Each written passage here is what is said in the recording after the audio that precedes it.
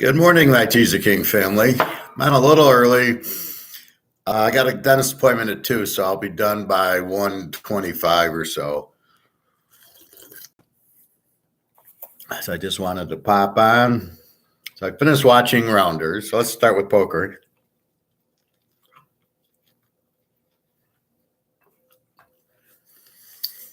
So here you have Matt Damon pretending to be a good poker player, which he's not. He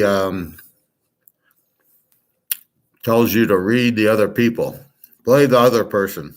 And then what does he do? He loses 30,000, not playing the other person, but playing himself, getting emotional. I've got a full house. It's the best hand. There's no way you could have a full house. I mean, it's just idiotic, right? It's terrible poker. Again, he's blinded and not thinking and greedy, which is okay if you got the nuts to be greedy. But when I showed you the hand yesterday, what did we see? We saw KGB slow play him. Right?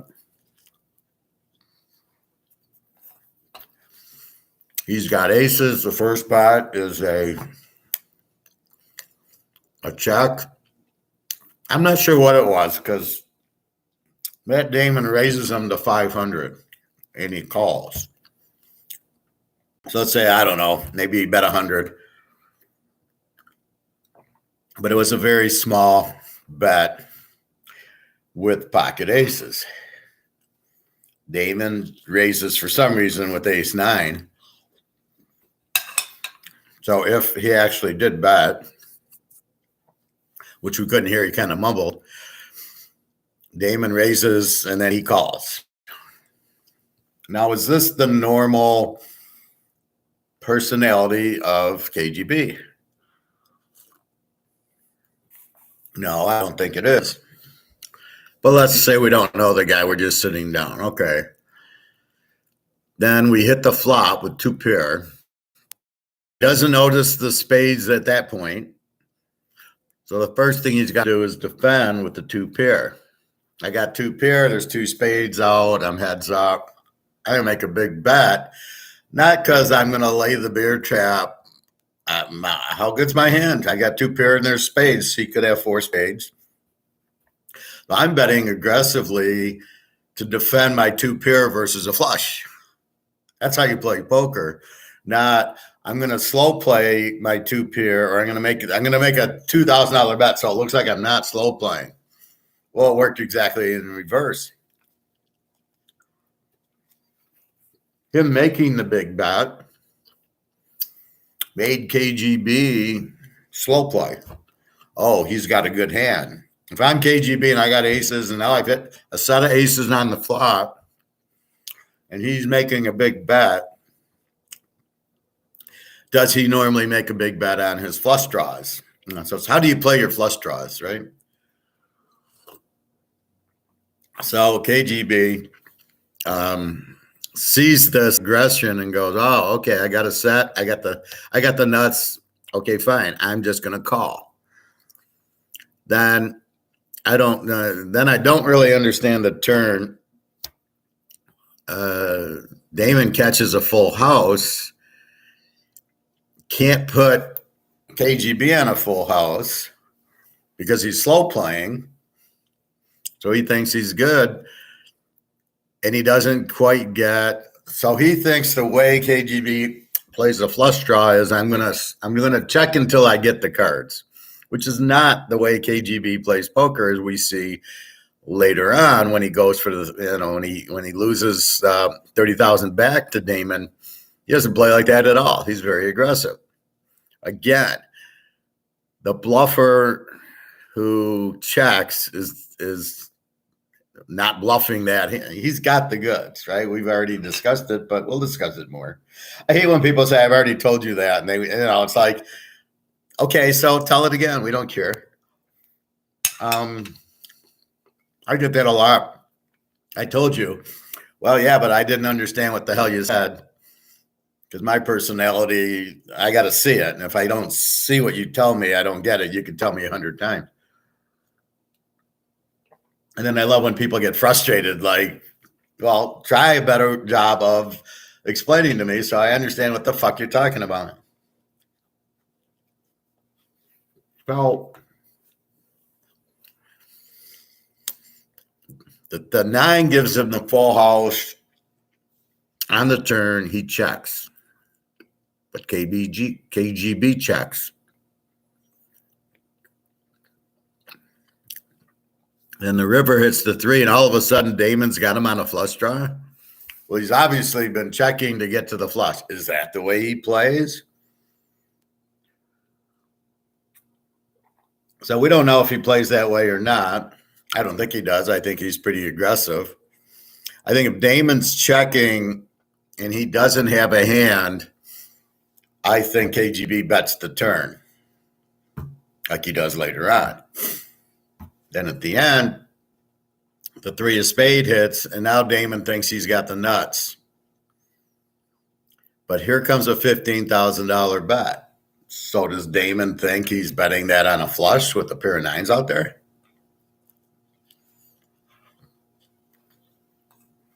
Does Damon even think about folding the 15,000? Does he think about just checking? He bet 15,000, I better check? No. So he's not asking himself, does he normally do this? In my mind, if I get check 15,000, I'm probably folding. Howard, you can't fold with a full house 9s full of aces. Well, yeah, I can because I can feel it. If I was at that table and that guy puts out check 15,000, I probably am folding. And I have folded full houses before because I can sense when I'm beat, and I can sense when a big bet has been made with my superpowers, INFJ. I know when I've lost a hand. So a couple of weeks ago, we talked about flush to a flush, right?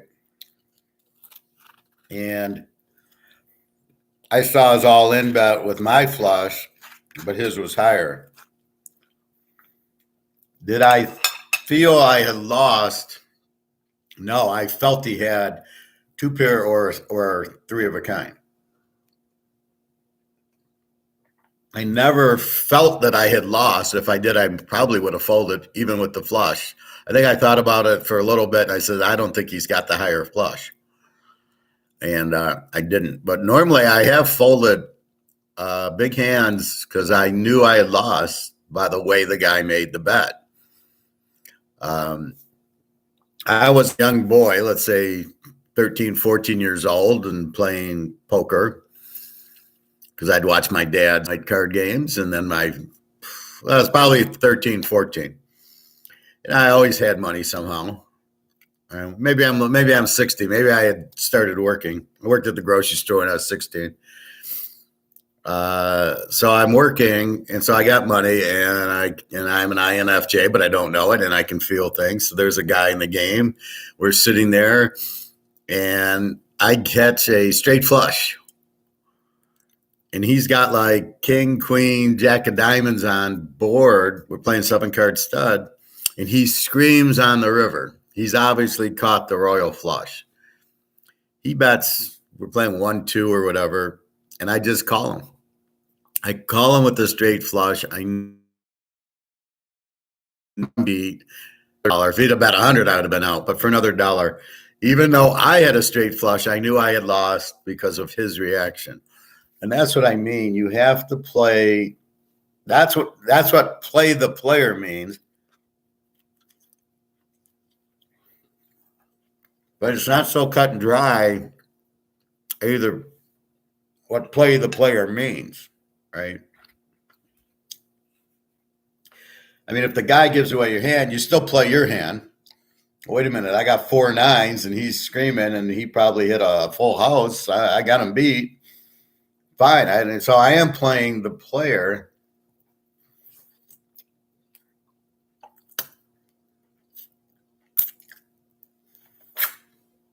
Pardon me. So it's a combination, play your hand and play the player. So if I play an old guy at MGM in Detroit and he's real tight, but he's in the hand, I bet 20 and he calls. Not raising, calls. I bet 20 and he calls. I know he's tight. I know he's not calling with nothing, but I got the nuts. So then how do I play it? Well, that's when I'm playing the player and my hand. So I got the nuts, but I'm playing the player who I know I can make like a $75 bet and he's going to call me because he's got a hand. He doesn't know how to play me. He doesn't understand me. So he's just calling, but I know he's not going away because I bet 15 and 20 and he calls. I know, well, I'm going to make a 75 and he's going to call, which he did. So I make the 75. He calls. I got him killed with the full house or whatever.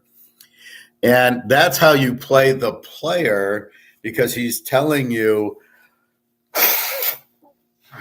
I've got a decent hand and I'm not going out. So now I can bet accordingly that he's not going to fold if I make a 75. If I go all in, he might fold. But for 75 and I don't act too overwhelming, he's going to call me and I'll get 75. So that's how you play the player.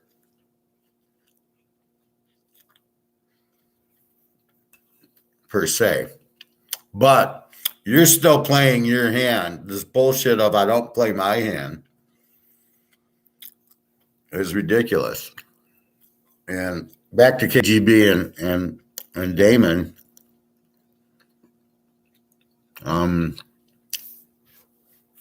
So we see how KGB outsmarts him by slow playing his aces. And never really, Damon bets 500 on ace nine. Why? Ace nine of clubs is not a good hand. Ace nine is not a good hand to play at all. Because if an ace hits, is your nine any good? If a king nine hits, is your nine any good? You got a pair of nines with an ace, and the king hits, is your nine any good? Mm-hmm. So it's shouldn't have been played in the first place. Now, what do I tell you about betting football? You build your bankroll. You never bet the whole bankroll on one game because we could lose one game. We're not Soros. We're not Madoff. We can't pick everything perfectly. So with that said, pardon me.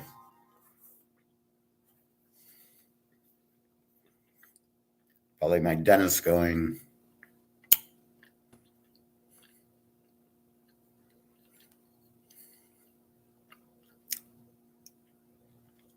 Probably my dentist going, you have a dentist appointment.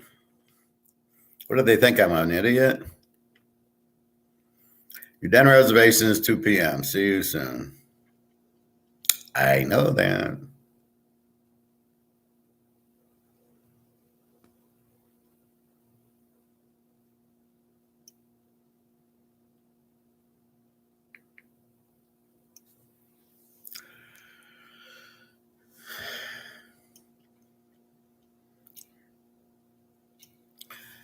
They must have a lot of no-shows because they keep saying, you got a dentist appointment today, Okay, I got it.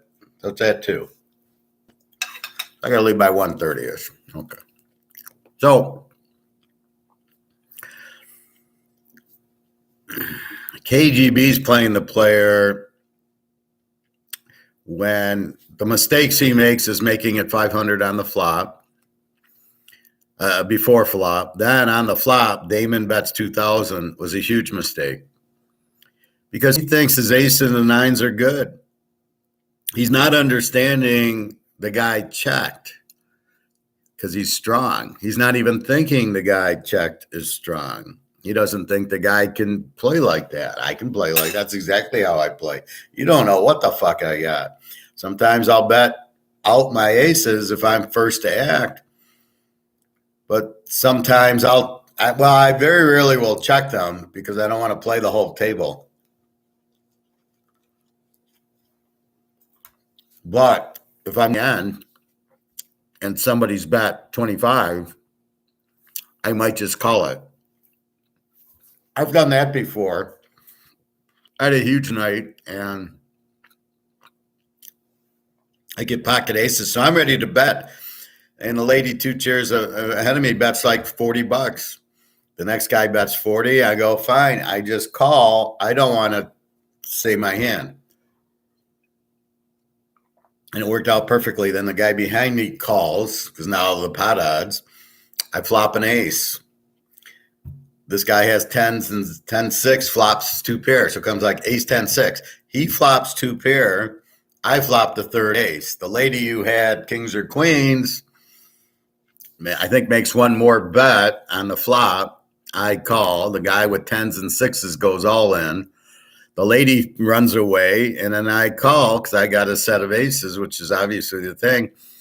And the guy comes up to me and shakes my hand and says, great play. And he says, I'm drawing dead with 2 pair on the flop because I secretly had trip aces, which nobody could see. And that's really how you want to play poker. You want to disguise your hand, but you still want to bet it to protect your hand depending on the degree of it. So even if the guy hits a 10 or 6, it gives me the full house. Ace is full of 10s or 6s. He can't win. He can't catch a 10 or 6 to win, so he's fucked. I've never had a guy in the middle of a hand come over and shake my hand like, great play. That's when I knew I was the professor, right? So the question is Damon stupid enough to risk $30,000, his whole bankroll, against a player he doesn't know? Right? So if I sit down to a game and I don't know anybody, I am very slow to learn them. I'm very slow playing, so I can learn them. All right. That happened to me at Vegas. I'd won a football game. I don't know, Denver. It was a late Sunday game, 4:00 Sunday game. So I think I lose the football game. I'm not sure. And so I sit down, $300, play poker. In the first hand, I got ace king. And some guy bets, I call pre-flop. Then the flop comes, I think it was an ace or a king. I think it was an ace something. So I'm going to lead out with $50, but the guy, the first seat, goes and bets like $70. Now I'm thinking, what does he have that he's betting 70? And I hit the ace. I got ace king. I hit the ace. I'm ready to jump on it. Now I got to think, what the fuck is he betting on? And so I'm thinking, and I call. Then we get the turn, whatever. Now I'm hoping, I guess, for another ace or king. And then the next card's a blank. So I got aces with the king. I don't know what he's got. Nothing helped him. And this guy goes all in. Sound familiar here? I don't know the guy. I just sat down. I lost the football bet. I don't really want to lose 300 on the first hand against a guy I don't really know. Yeah, and I had ace king and I hit the ace. So I'm like, okay. I mean, I don't get it. So he goes all in, and I go, aren't you worried that I might hit the flush? Because I think the third spade came out or whatever. Says, no, but I don't think you have the flush. And I don't know what to do. So I end up folding because I don't want to lose all my money on the first hand to a guy I don't know. I fold. I don't know if he's bluffing or not. I don't think I knew. And then a guy at the other end of the table says, well, he bluffs a lot. And I said, well, that would have been good information, but this is my first hand. So without the information of knowing what kind of player he is, how am I supposed to know if that's a bluff or not? Now, if I was Damon, I would have played because I had ace king and I had a pair of aces with the king. But what is he betting on? He's betting a ton on every, he bets a pre-flop, he bet. On the flop, he bets. He goes all in on the river. What am I supposed to think? I can't think anything because I don't know the player. So I fold. A few hands later, I have pocket queens, and I win a big hand. Some guy goes all in on me, and I call him, and I went. He was bluffing. So I end up, winning 300 or 400. And they were catching the plane, so I wasn't there long. But you have to know who you're playing against to play, especially if you're playing your whole bankroll. I'm going to play KGB. Do you know how he plays? No. Well, what the fuck are you doing? And so he doesn't know he slow plays his aces, which comes in handy later when he plays his 30,000. When he plays the 10,000 at the end of the movie, now it comes into play. Let's jump ahead. So he doesn't get the check on the turn. Why aren't you betting the nines? See what he's got. See if you bet the nines. See, I would have bet the nines and see if he calls, because that's going to tell you his hand. You're betting for information. Don't forget that. Are you bluffing if you think if you think you can get him out, you bluff, right? So if I think I bet 100 and you fold, I'll bet 100 with any hand. However, if you hit your hand, you're not going to fold, so I got to know if you hit your hand or not. That's just the way it is. That's how life is about everything. The girl smiles at you. Maybe she's not even smiling at you. Maybe she's just smiling. So you're like, oh, okay, that's nice. And then hey, you want to go to dinner? And then she's like, no. So you don't know. This is the problem trying to ask your girl out, is you don't know her tells yet. And you don't know. You look at her, she smiles, but you don't know what that means. You ask her out and she says no. So you got to know that answer before you ask them out. You can't just go up to a girl, hey, let's go to dinner, and then she looks at you, and then you're like, and then you feel like, I don't know what you feel like. And you end up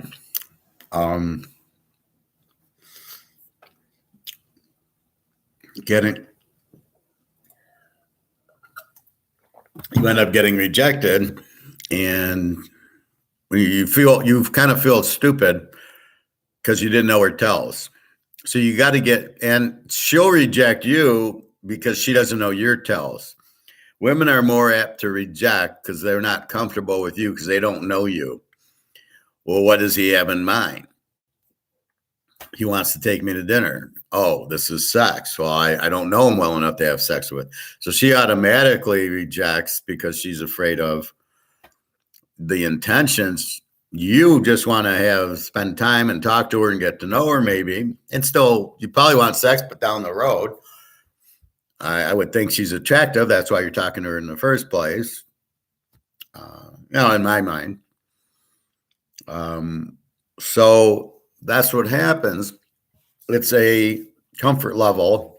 She's not comfortable with you is why she says no, more than likely, because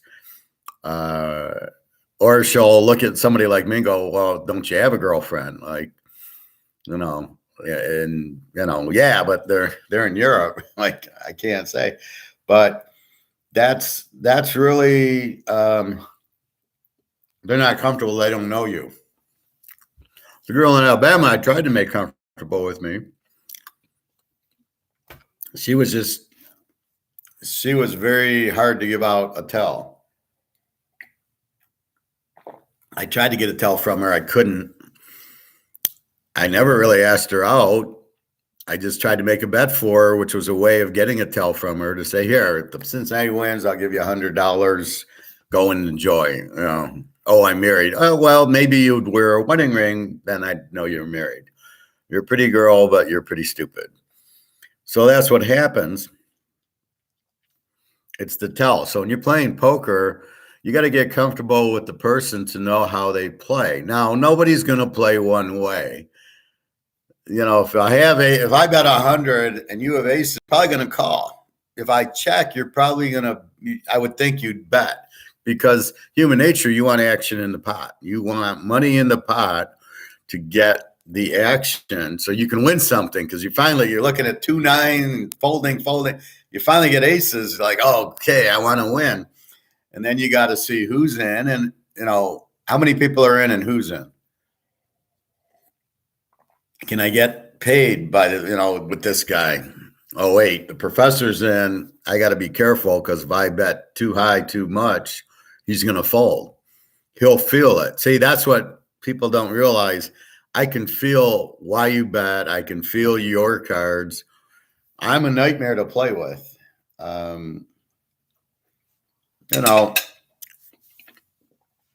I have problems when it's an aggressive game and I don't have it. So pre-flop, it gets bet to $20 and I got maybe even 9, 10 of clubs. I'm not seeing a $20 flop with 9, 10 of clubs. I'll probably go up to $10 outside of that in a 1-2 game. I don't want to, because if it miss, now I'm out $20 and I'm out $20. And you do that 5 hands in a row, you've lost 100 without even playing a hand. So I prefer I get in the flop for the $2 or maybe $5. Aces and kings are different. Ace king's different, but even with tens, it's who are you playing? And you've got to go, he's not fucking around. Or he's in a lot of hands, betting a lot. Is he on a heater, or is he just, that's the way he plays? So you're really trying to learn the players. Anyway, so first you fault Damon for not understanding the way KGB plays, that he would play aces that way, that he's slow playing you when he's normally aggressive. So if he's normally aggressive and he's slow playing you, the lights and the buzzers should be going off, going, he's got a monster.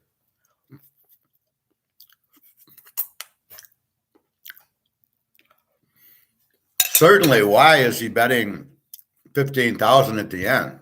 So with all that bullshit, Damon hasn't lost anything. He bet 500 on the 500 pre-flop, 2,000 on the flop. So Damon's only in for 2,500. He checks the turn. The river comes, and now KGB leads out with 15 grand. You're putting 15 grand into a pot of 500.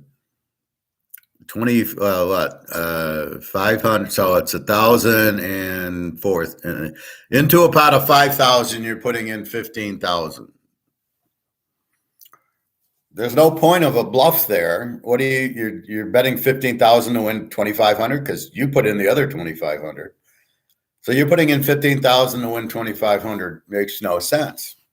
That's like putting in $10 to win one. Why would you do that?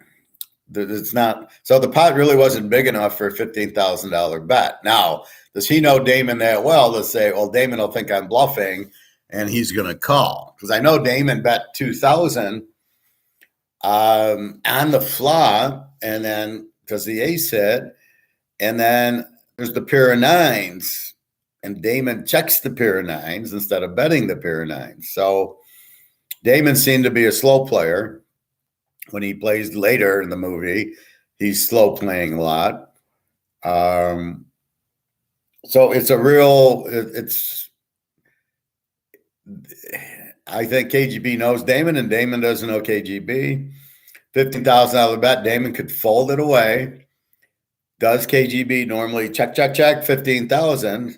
How many times has he done that? And when he has done that, what's happened? Has he won? Has he had a full house? Or has he been bluffing? How often is KGB bluffing in this type of game? There's a pair of nines out there. I don't see how he could possibly be bluffing, right? So Damon, the 9 heads. So now there's ace, 9, 9 on the board. Damon checks. which means he has it. If he's bluffing, he would bluff that he's got the third nine on the turn. He doesn't. He checks. So now with a pair of nines out there, and I bet 15,000, I know I'm only going to get called if he's got the third nine. Otherwise, he's folding. So what's the point of the bluff? All right, I can get him out, I guess, but does that make any sense? So in my mind, he's betting 15,000 into me. I've only got 2,500 in, and I don't see how he can be bluffing with the pair of nines on the board and three spades. I could have hit the flush. I could have the third nine, which he had the third nine. So in that situation, I talked to you about getting check raise on my aces, and I fold immediately, right? So check. I got aces. I bet $30. This guy who checked now comes over the bets 150. And what do? I fold instantly because he check raised me. Only he doesn't know I got aces, and he doesn't know I folded because he check raised me. Right? Maybe he thinks I'm bluffing, but he probably doesn't because I let out 20 pre-flop and I let out 30 on the flop. So he doesn't think I'm that you can really bluff me out, which is why he makes this big bet. So what do you got here? You got checking. So why would I bet 15,000 if I'm KGB? If I'm bluffing, I'm only going to be called by the third nine. Did I really hit the flush? And if I did, would I bet 15,000 against a pair of nines on board? Very, so it's a real, would I be checking the flop and the turn with a flush draw? Oh, maybe. So that's where you get it. Can I even bluff with the flush draw and two nines out there? Did he miss everything? And if he did, I only need to bet 5,000. I don't need to risk 15. $5,000 bet will do the same thing. If he doesn't hit the flush or the nines, all I got to do is bet 5,000, and he's probably going away if I'm bluffing. However, I got a full house, so he makes the 15,000. I guess look like a bluff, but again, Damon's only calling him if he can beat the flush. So I wouldn't put him on a bluff there because there's too much out there that he's bluffing with. He could bluff it, but it just doesn't make a lot of sense. There's too much, Now Damon's been checking. So it smells like, wait a minute, to quote the Rocks, like something's cooking, right? Because they're both checking the turn with the second nine that come out. Here come, so they're both on a flush draw, hoping, just checking to hope to get to the river to get the flush, maybe. So the question then is why does Damon go all in on a $15,000 bet? That probably isn't a bluff. Okay, I think he's got a flush. I'm not putting him on the aces, but you don't know how he plays. So again, Damon doesn't know the player. Why are you risking 30,000? And then as I say, why would you risk 30,000 on one hand? And I would never have done, because Damon's so Damon goes all in. He's only getting called by a full house. He can't win anything on his all in, because if KGB's got the flush and there's a pair of nines out there, right? There's a pair of nines out there and I go all in. Are you calling with the flush? Probably not. He might have a higher flush or he might have hit the boat. You don't bet a flush into a pair, right? If there's a pair of nines on the board, there's a good chance there's a full house, especially with that kind of betting. So I'm not doing that. So Damon's bet was really stupid because he's only getting called if he's beat, right? He's probably not getting called by the flush for $15,000, right? And KGB probably isn't putting 15,000 in on a flush because he's only getting paid off if the guy has a weaker full house. So you bet 15,000 on that board. You're hoping he hit the flush, and then you hope he calls because the pair of nines, like 15,000, and I got a flush and there's a pair of nines out there, and he's check, big bet. I'm folding. I'm sorry. My flush is not good with that style. And when I called with my flush, there was no pair on the board. The guy actually thought I had a straight. That's how well I played it. He thought I had a straight, not a flush. So when I turned over a flush, he was really shocked because they did not know how I played. I'm very good at it. You don't know how I play. So with that said, it all goes back to a reading lesson about everything, right? Girls, banks, gold, everything. It's the same. It all comes back. So let's go to the end of the movie now. So we know KGB slow plays. We know Damon has no idea what he's doing. The bet at the end, the $30,000 bet, you're only getting called with aces full. You're not getting called with the flush, and you've got the nine with the ace. Does he have the fourth nine? And he had the other two aces, but so he's got to have he's got to be playing with the nine and then have ace nine like you have. Okay. So Damon's only getting called when he's beat. So why make the bet? And this is your whole stack. Maybe you should have just called him and just taken okay, I got a full house. You got a flush. I win. Not make it 30,000. Not go all in on that because it was not the nuts. So we get to at the end, and now they're playing again. And what's the first hand? Damon gets kings. Damon, I think he makes a bet. And then KGB comes over the top, the big bet. I think they're playing 10 grand. So I think Damon makes a small bet, and then KGB goes over the top for 6 grand. And then Damon calls him. But let's back up to the first part of the movie with the hand we just discussed. KGB has aces and checks. Now Damon bets, and they're playing for the 10 grand. And KGB does not slow play him. He bets aggressively 6 grand. Well, we now have a good idea, probably, that KGB is going to slow play him with aces. And he knows Damon has a good hand because of now he's betting like 2 grand. So there's no way, if he had aces, he would have called. He would not have raised. So he gets to raise. So Damon in his head should have, the fireworks should have went out immediately. He doesn't have aces. He didn't check me. And then Damon goes all in and wins.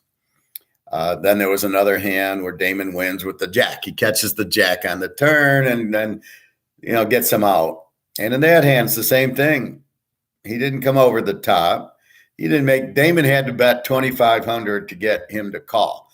So he has nothing. He has a pair probably. Damon has jacks, but yet KGB doesn't go all in on the river to bluff him.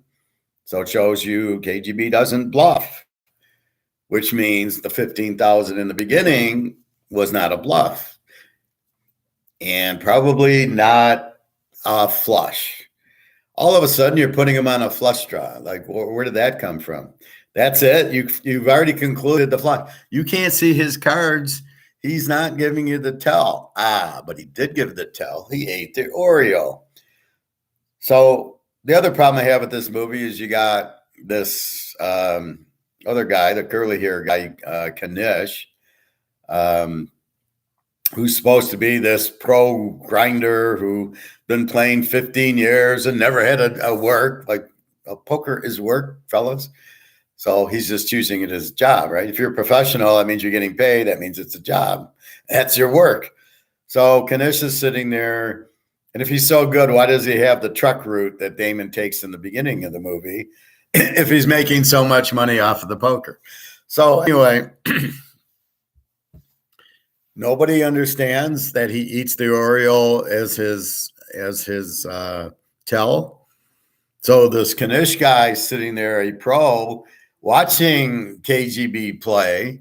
These other guys that they met in Atlantic City, the one guy with the beard and then the other guy who are sitting at the table, nobody understands that eating the cookies is a tell. And then nobody tells Matt Damon, hey, just an FYI, when he eats the cookie, he's got it. And if he doesn't eat the cookie, he doesn't.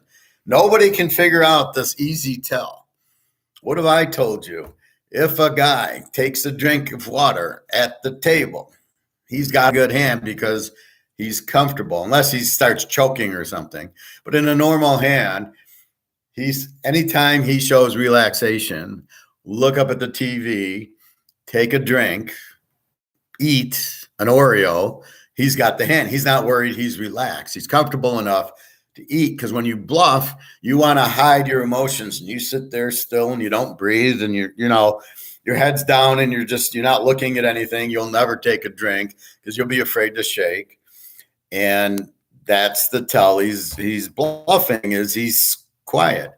One other tell that I know is if the guy's really got a monster and his hand's shaking to put the money in the pot, he's got the monster, because it's an uncontrollable urge that you're so excited you hit your, 4 aces that your hand shakes. That's not a bluff. That's a hand. Morning, Bobby. We're talking a little more about rounders, and then we'll get into other stuff. I got to leave about 1:30 because I got the dentist at 2. But I thought, there's too much going on. I think I'll come on.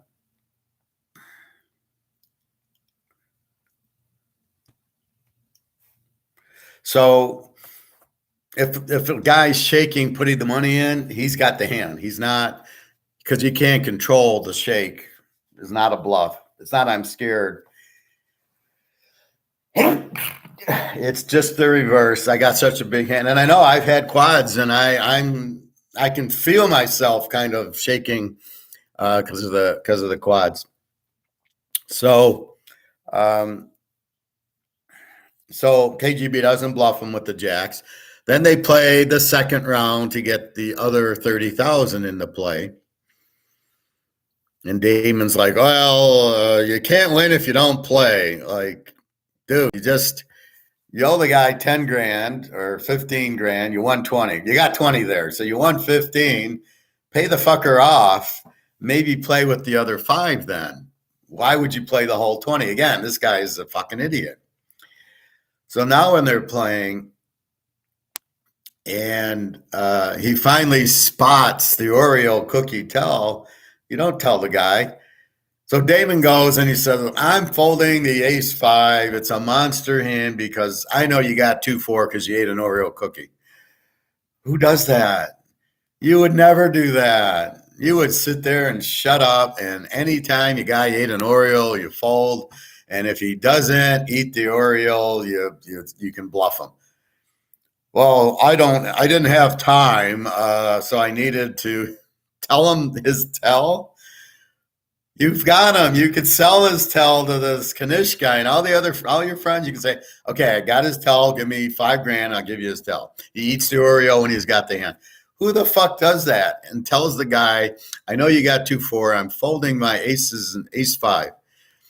See, so had he learned that before, he ate the cookie when Damon had hit the ace 9. He also ate the cookie then. So Damon should have known he hit the full house and get the fuck out of there.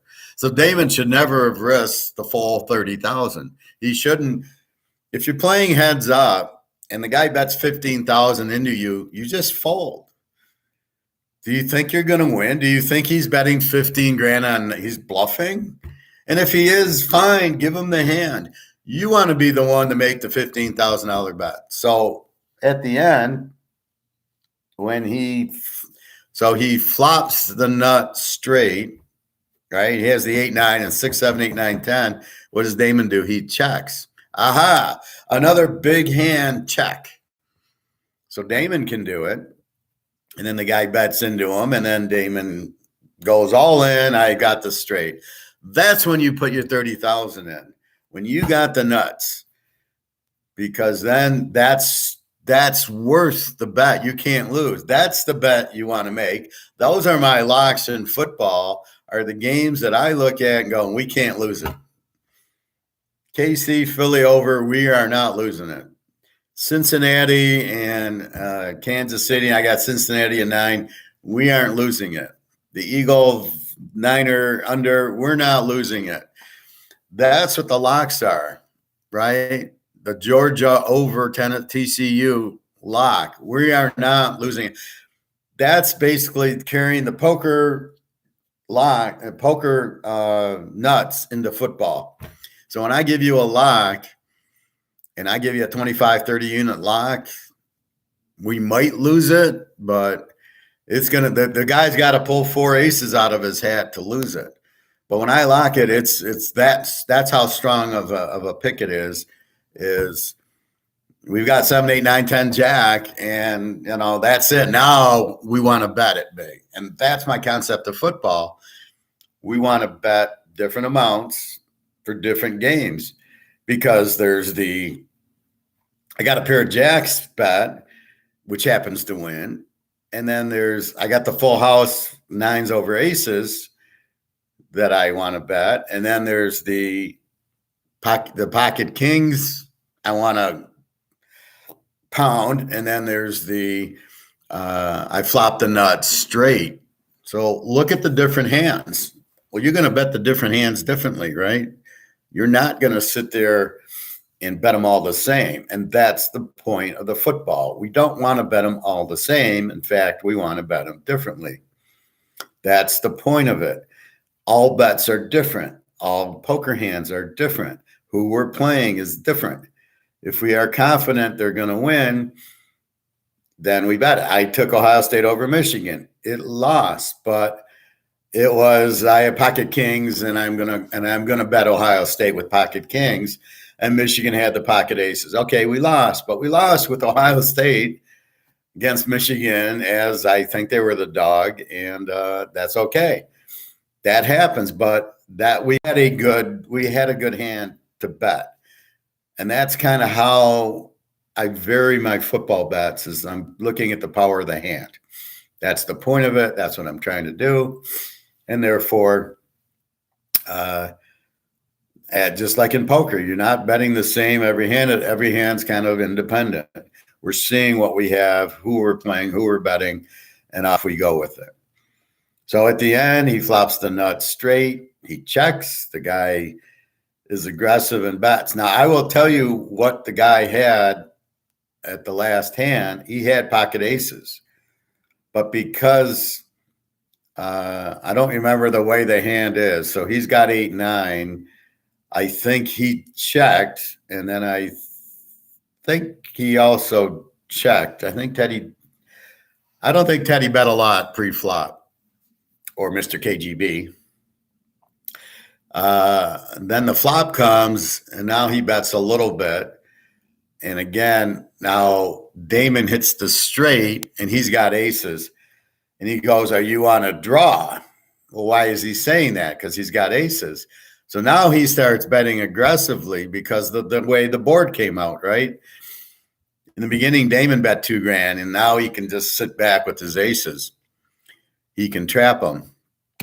But now he's got aces, and now 6, 7, 10 shows up. So he puts Damon on an 8 or a 9, figuring Damon, again, he figured it wrong, is playing for the straight.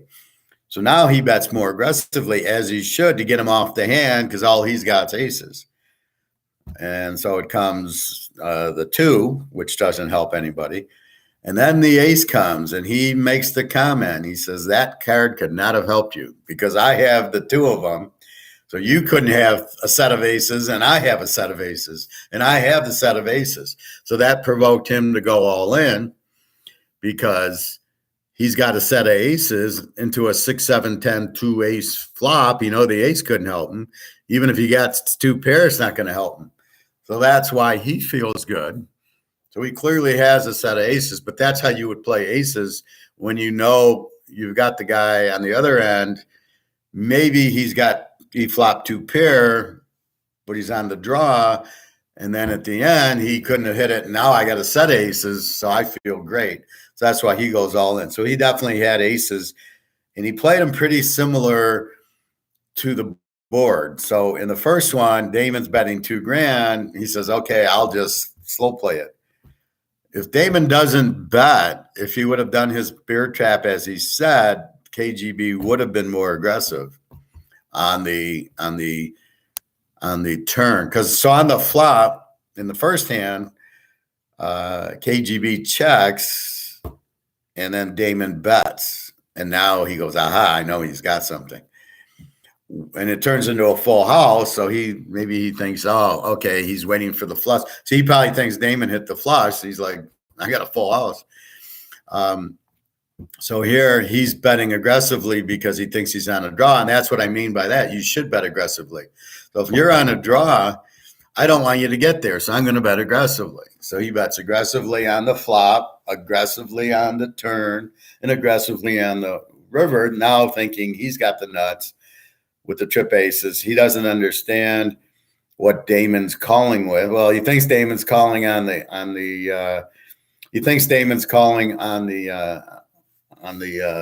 possible straight.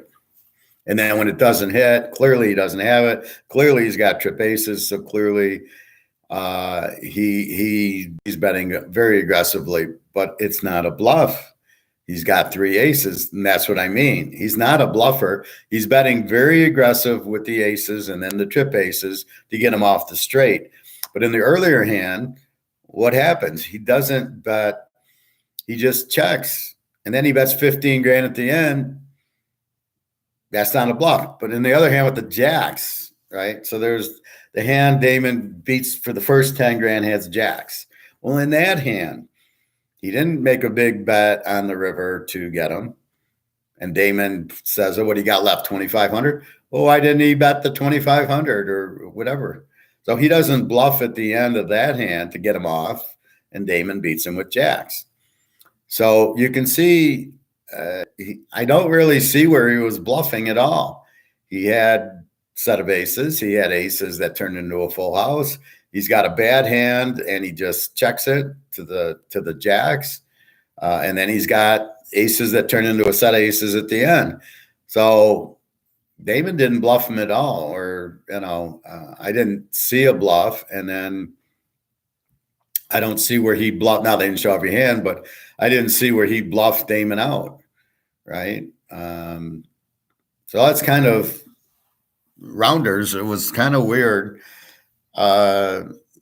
Damon keeps saying how good he is. I don't know how I hated the other guy. I do not like a movie with Edward Norton in it. I turn it right off. This one I want because it was poker, but I thought they're sitting at the police station. You're sitting with fucking 25 cops, and you're going to start dealing off the bottom of your deck when the guy's up $5,000. He doesn't need your help. You're not supposed to go in there. And then they sit at the same table.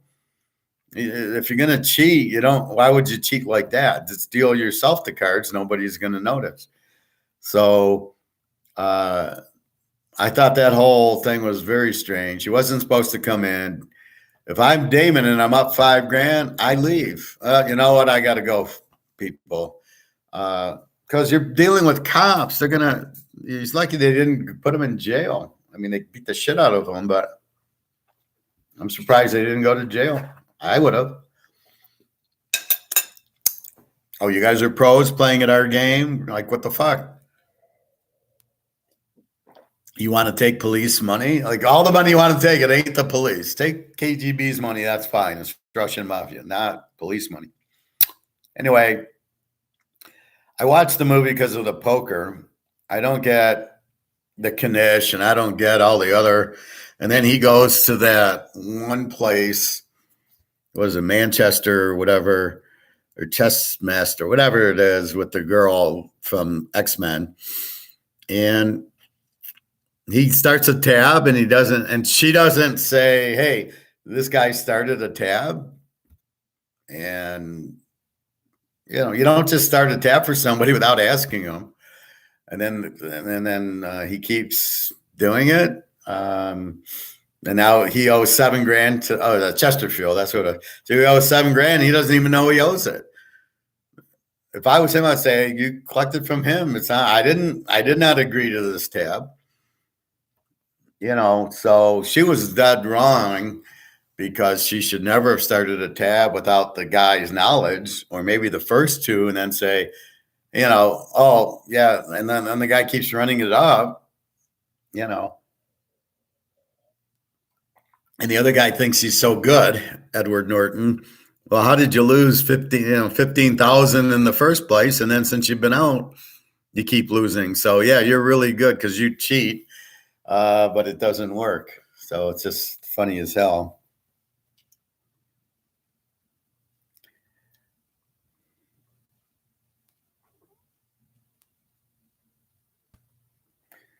So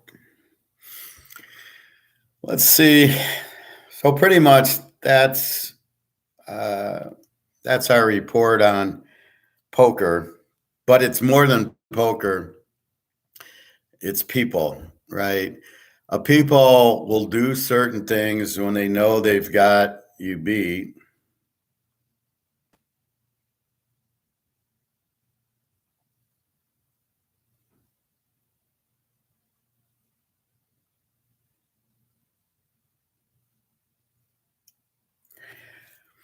Right. So I was watching something on Samson and Delilah earlier, just going through YouTube. And Delilah kept scamming the guy, saying, where's your power from? And he said, oh, if I'm bound in ropes. And then he lied to her, and she bound him in ropes. And the guy was so stupid, he kept telling her lies. And then he finally told her, if you cut my hair. And the point was, she just cared about money. And even though she tried to kill him 3 times, he kept trusting her. And so that's the point, is you can't just trust these people. You just keep trusting and trusting and trusting. So let's see, gold price today. Wow. Gold futures, 2039. Here we go. And it's still COMEX. So it's just a matter of, I keep reading. Here you go, Bobby. Silver's up $1 today. And gold's up. Gold on this is 2021. And then look at well, it actually dove at 9:30, and then from about 10 o'clock on, it just went from 1986 to 2025. And then silver's 24.92 up. It's up 96 cents. This is COMEX. Wait till it goes to real physical. This is good. So again, I'm going to say it again. Titanic to the gold. The Titanic's sinking. Now we're not the petrodollar. We're not the world reserve currency. The banks are crumbling and heavy inflation, which is not going down. As the dollars come back, there's more dollars in there. The more there are, the less they're worth. So everything is, I'm taking it right. Go to the gold ship, and you can see gold and silver is up. The ship is not going to break. You cannot lose on it. It's a lock, because gold can't go down. Gold can't go to zero because the dollar's going down, and gold's priced in the dollars. So the less the dollar's worth, the more gold becomes worth, because it takes more dollars to buy gold, because gold's the stable here, as is silver, as we all know. So keep that in mind, that's what's going on, which you know. And it's really the,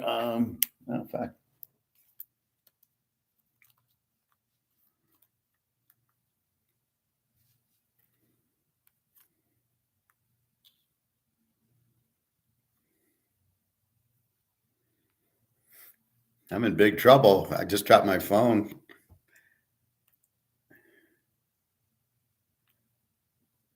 I hope it's still connected. That's so weird. I dropped my phone and it kind of came apart.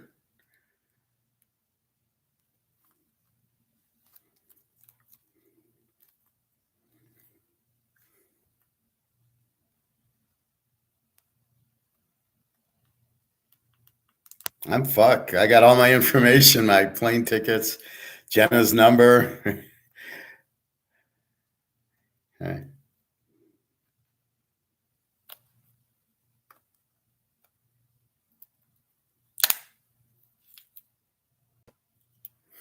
It came open, but still connected. I might have to run to Target and get a new, go to Walmart and get a new phone because I just think I fucked my phone. Yeah, I can't get a connection. Oh well. Off to get another smartphone, I guess. It's trying to tell me something.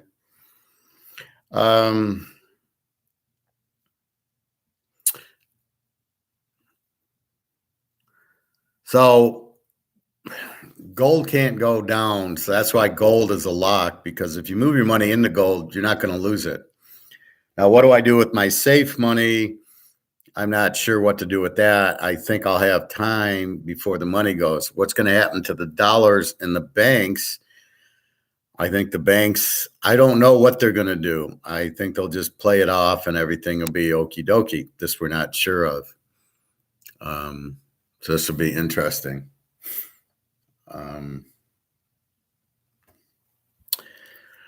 Anyway, so I got about 20 minutes, but now I got to head to Walmart. Well, it's near Walmart, so I'll go to Walmart and see if they can fix the phone. Otherwise, I'll get a new phone because this, I can't. Let's see if I can plug it in.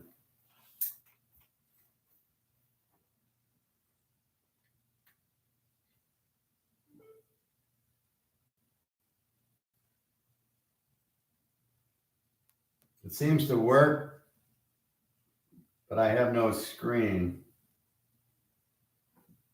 Interesting. So I hear it go. I know it's charging, but I can't see it. So I'll have to take it and see if the tech can look at it. Anyway, so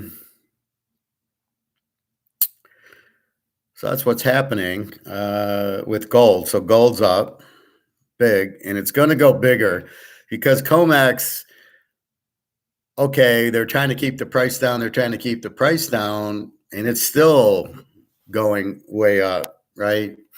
It's well over 20,000 in gold, and silver's 24. Wait till silver starts running. Silver will end up 10-1 to the gold. So the gold hits 2,500. Silver should be 250.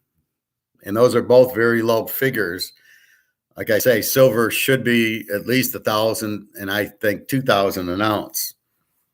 Again, just judging by what's happening in the world and the dollar and everything else. So we will see. Now my mind's on my phone. Anyway, so I can't look at the YouTube, but it was the same old crap of, crash coming, George Soros and Carl Schwab trying to take over, and Tesla trying to fight them, and all this stuff, and get your money into gold, and all the shit that we've been hearing the whole time anyway, that we know is we know what's going on. So we will see. We know what's going on. We know with all this, everybody getting out of the dollar, they don't like all the corruption that the U.S. is doing to everybody. So with that said, that's what you have. And,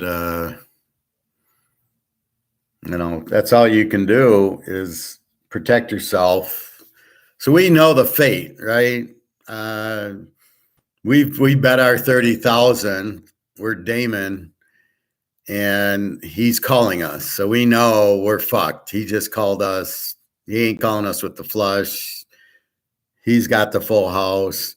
Damon's too stupid to realize that he could have another hand besides spades. Or at the end, Damon has the nut straight, and the guy actually, Damon gets lucky because he hits the trip aces, which is going to make him call. So both the hands were really no-brainers from the fact that even though he bet 15,000 in the beginning, Damon's going to call with a full house. And at the end, Damon hits the straight. KGB is going to call with three aces. So we know that is a kind of a no-brainer that they're two hands that probably they're both going to call on. Hard for Damon to lay down the full house with the nines, but on the other hand, because he had the ace with it, so he figured, well, if he has three nines, but Damon should not have raised it. Hard to not raise it, but you're not thinking, what is he making at 15,000 worth? He's not thinking. Check 15,000 is not a bet I want to call ever. Because if he's got a hand, and that's exactly how you play a big hand, is check. I had a hand once, kings. No, what did I have? Yeah, I have kings. And an ace hits on the flop, so I just check it. And there's two other people in on me. But I can't bet it because I got the ace out there. So I check flop, check the turn, check the river. And I turn over, and they say, oh, you got three aces.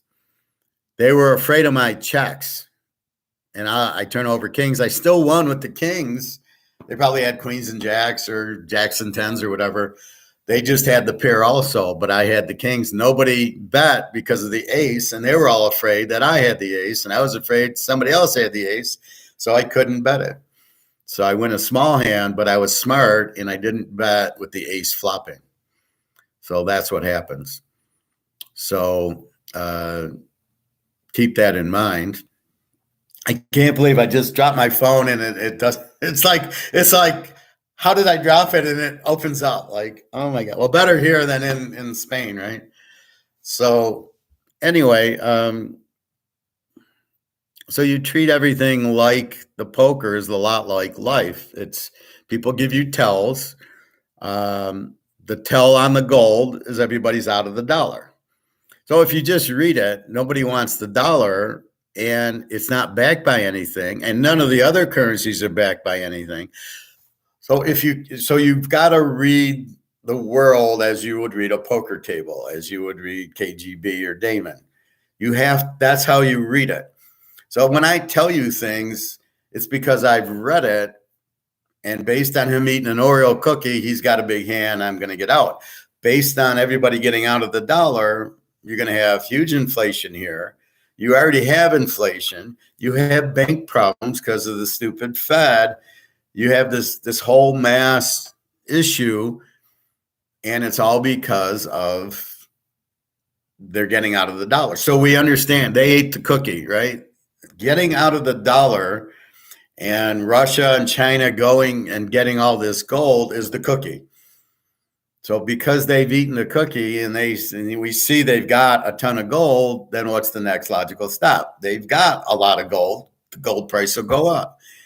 That's the logical step. Not that. See, the U.S. is being Matt Damon now. Oh, he's probably got a flush, and I've got the full house with the nines. Even before that, I got aces and nines.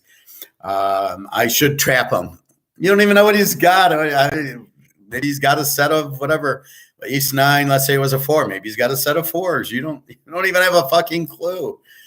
But I got the best hand because I got aces and nines. So they're eating the cookies now, going, everybody's out of the dollar. And the U.S. has pissed everybody off. Now China's helping a lot of these countries. Iraq, Saudi Arabia, they're all getting pissed at the U.S. I just broke my 20-hour fast. Okay, Bobby. Yeah, I mean, just do your normal 17, 18 is fine, but 20 is okay. That'll condition you into it. Now, I had a thought about you, Bobby, last night. So I asked you about hitting a fastball at 98 miles an hour, and you say, I condition myself. So you just don't worry about it hitting you. You just worry about hitting the ball. And that's kind of what you got to do with the food. But I did it with a salad and macaroni bites. Bobby, stop the carbs, please. Because now you're doing nothing. You're fasting and eating carbs. You might as well not fast because you're not helping. Get away from the fucking carbs, please. Anyway, so you got your mindset on hitting the 98 mile an hour fastball. You need to do with the food. So your mindset has to be the same thing.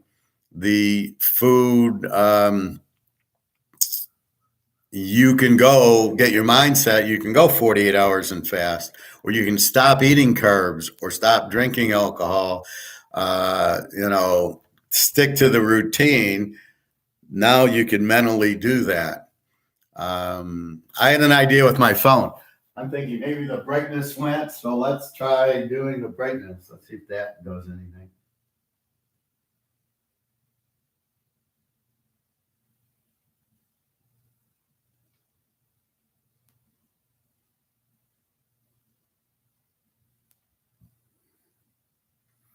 Unfortunately, I don't see it. I can't see the screen. My screen died, I think. Yeah, you can have black coffee. You can have green tea or water. Throw some. I wouldn't throw lemon in the coffee, but I would throw it in the tea or the water. And I just had a mixture of lemon and olive oil, and then I'll have a. So I had a coffee. No, I had a green tea here, and then I have a water with the lemon, and I had my avocado, and then I had a pita slice with peanut butter. Just something to change the pace. Yeah, you can have black coffee now. That's what I thought you said. Yeah. You can have it any time you want. There's no restriction on like a black coffee, a green tea, or water. You can have that 24 hours a day. That doesn't break the fast. It's when the sugar goes up. So when you start eating, that triggers your sugar. So that's what you want to avoid. Well, it was still good. It still cleans your body. Probably, like now I had it to wake up, but I had tea actually. I'll probably have more tea at like 9 o'clock than coffee or water. But I don't know. Who knows? Oh, real quick about that relocation amount on my W-2 I was talking about yesterday. So after talking to them, I thought I was supposed to get a check for $8,000, and then they took taxes out, and I was supposed to get a check for $5,000, which I assume was to reloc back to Detroit. They were being nice. They weren't being nice, and it was not a reloc check, and it wasn't to come back to Detroit.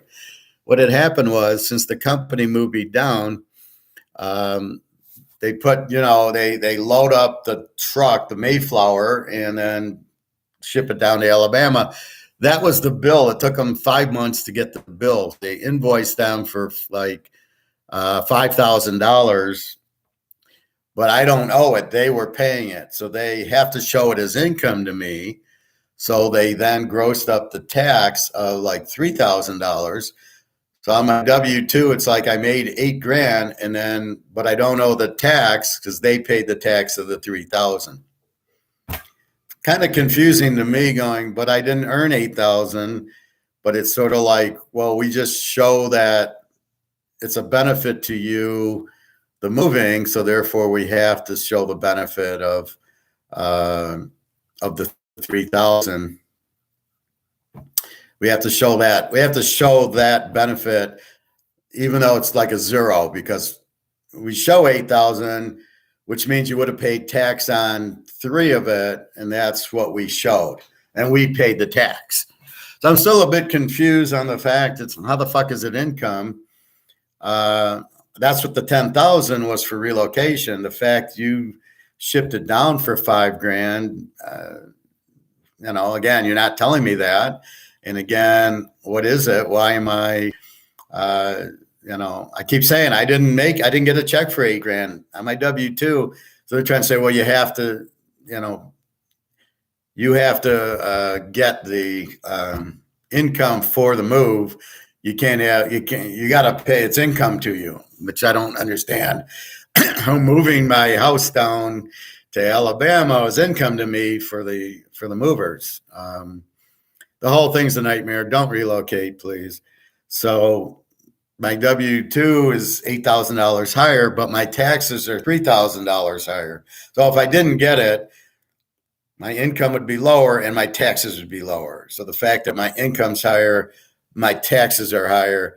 Actually, I should get a bigger refund, because when you add this onto it, they probably, if I had made $8,000, I probably would have paid $2,000 in tax, usually 75%.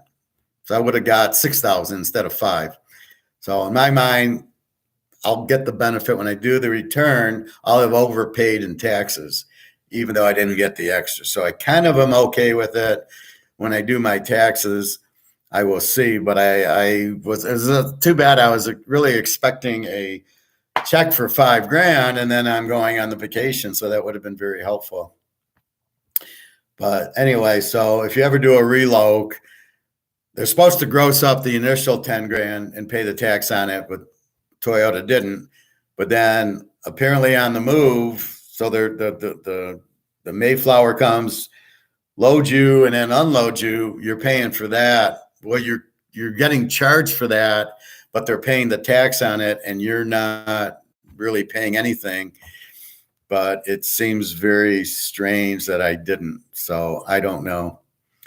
And now that I don't have I got to go get a phone or get this fixed. So I'm so pissed. Anyway, I'll have to play around with the phone a little bit more and see if I can put it in a position where I can use it. Otherwise, I can tell it's on, but I can't make a call. I can't see the screen's black. So I'll have to figure that out. Anyway, so all I hear on YouTube is the same shit. It's the same. The banks buy gold, buy silver. It's about to go up. Put all your money in gold. Okay, we know that. We've had it there for a year. Don't tell, what do you like? What are they trying to say? Like, oh, look, I called it. Look how smart I am. I see that Robert Kiyosaki guy. Oh, he called the 2008. Bullshit. He didn't call shit. He's not calling this. He doesn't know what's going on. I watch him. I don't gather the guy has a freaking brain in his head. So everybody, oh, look, he called the 2008. Yeah, Peter Schiff called it. They all, it's like now they all are just copycatting each other, and then they're all going to take credit that they called it, and I called it a year and a half ago. What's going on? So I don't know. It's just people. That's the difference between an INFJ and regular people. They need that acknowledgement. Oh, look what I did, and I don't. And I'm like, I'm telling you what's happening and what's going to happen. I'm looking. He ate the cookies, got a good hand. That's what I'm looking at. So that's what's happening. NFL draft comes up the 27th. I'll be back the 22nd, really the 21st, but late at night. And we will go from there. And it's all bullshit anyway. Oh, he gets this guy, and whoever drafts Richardson is close. They'll be in last place for the next 5 years with that guy. It's like that Ohio State quarterback, Caldwell Jones or whatever, or DeMarcus Russell, the LSU quarterback, I think, who sucked. Well, he's big and he's physical. Doesn't make him a quarterback. Joe Montana's a quarterback. So I watched the Michigan Notre Dame 1978 game, and it's like, here's Rick Leach and here's Joe Montana, and you're like, yeah, okay. You can see who the pro is and who the amateur is. Montana's making these great throws, and Leach throws it over the guy's head by 10 feet. You're like, oh my God, this guy sucks. Now, the last laugh was on me because Montana ends up throwing 4 interceptions in the game. Leach throws 3 touchdowns in the second half, and Michigan wins that note by like 29-14 or something like that. And it was just brilliant, but it was really just the way it was. I mean, they just dominated them. on these turnovers. Now, they weren't Montana's fault. He hit a guy in the stomach, and the guy would cough it up, and they wouldn't be. Two of them wouldn't have happened now because they would have said the guy doesn't have control. One guy catches the ball, takes a step, and the guy rips it out of him. It is a fumble, but in today's day, well, he didn't take 7 steps after, so it's not a fumble. So that's where the rules have changed. That's why I like these old games. But there was some bad interceptions where the receiver didn't come back for the ball, and the safety came up, and the receiver just stood there, and then the safety cuts in front of the receiver, and off he goes. So anyway, so I think that's what's happening. Fortunately, there's a Walmart near the dentist. So I'm going to go to the dentist. It's at 2:00. It's 1:15, so I don't have time to go there first. Had I known this was happening, I would have went in the morning. So I'll just have to buy. These are like the $150 phones. I'll just get a new one, and I hope all my critical pictures, I email them myself, so I can always download them. So I think I'll be okay with the pictures. But yeah, it's, well, they're on WhatsApp, so I should be able to get them. So when Jenna sends a picture, Daria, it's in the WhatsApp part, and I tend not to delete them. So I think a lot of my pictures are there, because otherwise you would Bluetooth all your pictures to your new phone. So I'm hoping we can fix this or do something to Bluetooth it. Anyway, it's frustrating. And it's just, I just dropped it. I've dropped the phone 1,000 times. It started to come apart a little bit, but not terribly. So I'll play around with that a little bit more too. Anyway, so my mind's a little preoccupied with my phone, and then the dentist I don't care about. Just I went when he fixed it, and then this is really just for a cleaning. So, and it's supposedly free because I paid for the tooth. They're saying now you can get a cleaning for nothing. Okay, I don't know. I don't really care because I don't even floss. I only use the mouthwash in the morning and night, and my teeth are perfect. So you don't need to floss. As long as you mouthwash it hard, you're fine. And then if you don't eat a lot of sugar, then that's what rots your teeth and gives you cavities. So then the mouthwash gets rid of all that shit too. All right, I am going to go because I need to get the phone, and my thought is on that. Anyway, buy your gold and silver. You can see it's starting to go up, which is what we want. And look out, here we go. And finally, we'll be there. So keep that in mind. www.teaserking.com. So I hope the poker analogy went to everything, right? You watch when somebody tells you their tell, they eat the Oreo cookie. That's for everything in life. That's not just for poker. That's for gold. That's for the economy. That's for the banks. That's for women. That's for football, anything. There's the action, reaction, the tell, boom. So you can tell when a team's going to win in sports. You can tell poker. You can tell girls, they'll give you the tell. They'll eat the Oreo cookie, but you got to figure out what their Oreo cookie is. Usually they tell it to you with their eyes more than the body language. I mean, if they're not interested in you, they don't look at you. But then they might want you to come to them. So who the fuck knows? Anyway, I got to go. www.teaserking.com. I'll probably, I don't know if I'll come back later, but I will be on tomorrow because it's that. So anyway, have a nice day. Take care. www.teaserking.com.